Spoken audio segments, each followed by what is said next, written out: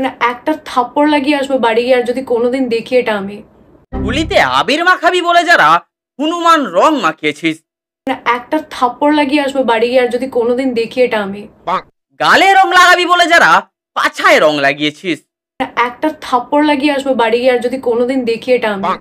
পাড়ার বৌদিকে রং দেওয়ার নামে যারা নোংরামি করেছিস।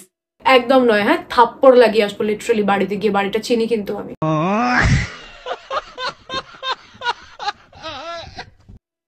তো ভাঙের নেশা কাটলে একটু এদিকে মন দাও শোনা। তো কি চলছে বন্ধু? Was like a bikini shoot. Which shoot? Bikini shoot. 4 বছর আগে দাদা আমাদের তার এক্স কে বিকিনি কিনে দিয়েছিল। হয়তো এখনো ইএমআই শোধ হয়নি, তাই এখনো এক্স এর নাম ভাঙিয়ে বাঙালির প্রিয় ক্যাচাল। ক্যাচাল যেখানে বাঙালি সেখানে, এন্ড আমি তো ভাই আগে সেখানে।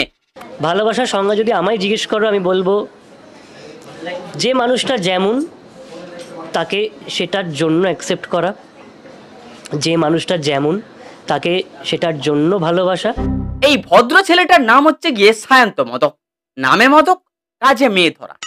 তুমি যেসব মেয়েদের স্বপ্নে দেখো সুন্দরী সুন্দরী, টপ টপ, হট হট, ওইসব মেয়েদের সঙ্গে প্রেম করে। এন্ড এই প্রেম করাটা এর প্রফেশন। কারণ মানুষটা হচ্ছে গিয়ে কাপল ব্লগার। শুধু এর পার্টনার চেঞ্জ হতে থাকে 6 মাস অন্তর। ও সরি, ইনি সিরিয়ালও করে। এনার প্রেমিকা নামগুলো যদি খাতায় 1 2 3 4 করে এরকম সারিবদ্ধভাবে লেখা যায়, লিস্টটা ভাই এর ক্যারিয়ারের থেকে বড় হয়ে যাবে।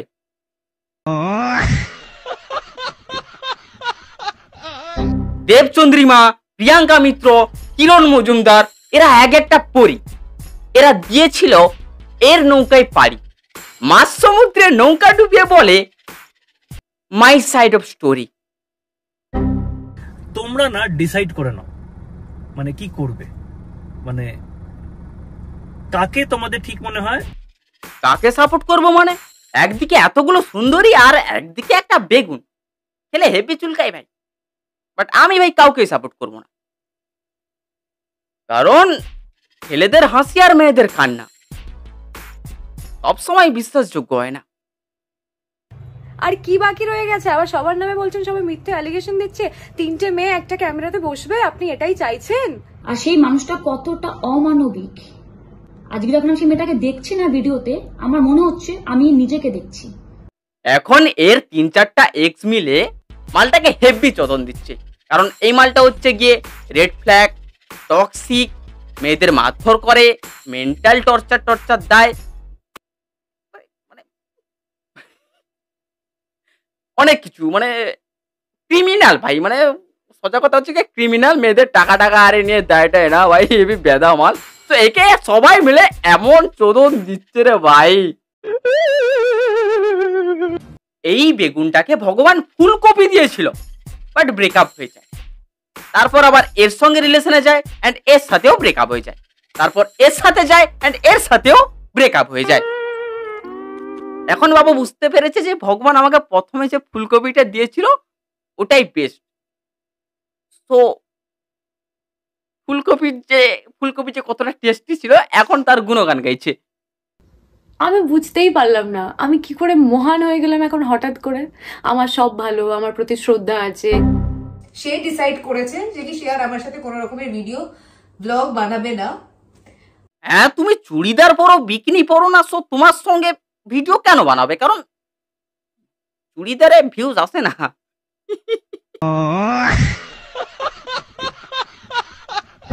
ভিউজ না এলে কন্টেন্ট ক্রিয়েটার গুলো নিজেকে ইমপ্রুভ করে, ভিডিওর কোয়ালিটি ইমপ্রুভ করে। বাট দাদা আমাদের লেজেন্ড ভাই, সে কন্টেন্টটাকেই বদলে দেয়। সে ডিসাইড করেছে যে কি সে আর আমার সাথে কোনো রকমের ভিডিও ব্লগ বানাবে না। ভাই এই বেগুন মার্কা মালটার প্রবলেমটা হচ্ছে গিয়ে এখানে যে তার গার্লফ্রেন্ড ইউটিউব কেন করবে, নিজের আলাদাভাবে ইউটিউব চ্যানেল কেন খুলবে, এটাই হচ্ছে গিয়ে এর মেন প্রবলেম। সে ডিসাইড করেছে যে কি সে আর আমার সাথে কোনো রকমের ভিডিও ব্লগ বানাবে না, কারণ আমি একটা ইউটিউবে ভিডিও করে ফেলেছিলাম যেটা আমার করা উচিত হয়নি। তার মনে হয়েছিল তার সাথে তার পাস্ট আবার রিপিট হচ্ছে। এর আগেও হয়েছিল তোমার দেবচন্দ্রিমাদির সঙ্গে, ওর সঙ্গেও যে ব্রেকআপটা হয়েছিল এই ইউটিউব নিয়ে, আবার এর সঙ্গেও সেম, অ্যান্ড আশা করি মাঝখানেরটা যে ছিল ওটার সাথেও মনে হয় সেমই হয়েছে। মানে সবার সঙ্গে সম্পর্কের প্রথমের দিকে তুমি কেন ইউটিউব করো না? তুমি করো, তোমাকে আমি হেল্প করব ইউটিউব করতে, তুমি কেন করছো না? কিছু ছেলে দেখবে ফেসবুকে মেয়ে পড়াবে এবং ওই মেয়েটাকে কিছু মাস পর বলবে যে তুমি ফেসবুক আনইনস্টল করে দাও। এটাকে হয়তো তোমাদের ভাষায় টক্সিক বলে, বাট এটা আমার ভাষায় পজিটিভনেস বলে। কিরণের ইউটিউব চ্যানেল 100K করে প্লে বাটনটা আপনার মুখে ছুঁড়ে মারার দায়িত্ব আমার। একটা ইন্টারেস্টিং ব্যাপার হচ্ছে গিয়ে এর কাছে যে যায় সে ইউটিউবার হয়ে ফিরে আসে। দেবচন্দ্রিমাদি 4.5 লাখ সাবস্ক্রাইবার। এখন এ অল টাইম ভয়ে থাকে যে আমার গার্লফ্রেন্ড যদি আলাদাভাবে একটা চ্যানেল খুলে ফেলে তাহলে আমার কন্টেন্টের কি হবে। আর মেয়েদের কাছে ভাই কত কন্টেন্ট, ওরা একটা বালকে নিয়ে 45 মিনিটের ভিডিও বানিয়ে দিল। আর এর কাছে কন্টেন্ট বলতে কি, এর জিএফ, আর ব্রেকআপ হয়ে গেলে my side of story. My side of story. Second সম্পর্ক ভেঙে গেল, আমাকে কেন অসুস্থ প্রেম বলেছে। মাই সাইড অফ স্টোরি দেখো। এর মতো মালগুলো রিলেশনে যায় অ্যাড রেভিনিউর জন্য। সিরিয়াসলি আমি বুঝতেই পারলাম না আমি কি করে মহান হয়ে গেলাম এখন হঠাৎ করে। আমার সব ভালো, আমার প্রতি শ্রদ্ধা আছে। বেচারা এখন বুঝতে পেরেছে তোমার ফেস মানেই ভিউজ আর ভিউজ। তোমার ফেসটা থাম্বনেলে চিপকালে যে হারে ভিউজটা আসতো ওই হারে ভিউজ আর অন্যান্য গার্লফ্রেন্ডের মুখ চিপকালে আর আসে না। তো এখন বাটার লাগাচ্ছে, এটাই হচ্ছে গিয়ে মত্তা কথা। সত্যি ভাই দেবচন্দ্রিমাদি মানেই ভিউজ, কারণ বিক্রি পরে was like a bikini shoot. এরা সবাই বাংলা সিরিয়াল করে, এন্ড আমরা জানি বাংলা সিরিয়াল কতটা জটিল। বিশ্বাস করো এর থেকেও জটিল এদের ইতিহাস।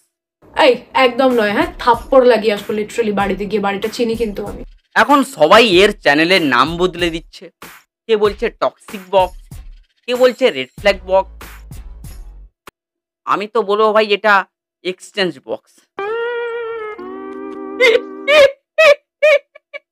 কারণ প্রথমে আপনি এমন একজন মানুষ প্রত্যেকটা সম্পর্কে যাওয়ার আগে আমাকে পাতাল লোকে ঢুকিয়ে দিয়ে এসেছে।